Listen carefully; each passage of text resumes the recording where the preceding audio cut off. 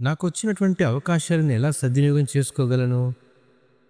తెలివిగా, ఉద్దేశపూర్వకంగా ఉండి మరియు ఎల్లప్పుడూ ఓపికతో ఆ క్షణాన్ని స్వాధీనం చేసుకోవడానికి సిద్ధంగా ఉండాలి. కొలస్సీ 4:5 ప్రకారము సమయము పోనీయక సద్వినియోగం చేసుకొనుచు సంఘమునకు వెలుపటి వారిడల జ్ఞానము కలిగి నడుచుకునుడని రాయబడింది. అవకాశాలు తరచుగా అనుకోకుండా వస్తాయి మరియు వాటిని కోల్పోవడం లేదా తొందరపడి స్పందించడం సులభం. కానీ అపోస్తలుడైన పౌలు ప్రతి అవకాశాన్ని జ్ఞానం మరియు దయతో అనగా కృపతో సంప్రదించమని ప్రోత్సహిస్తున్నాడు.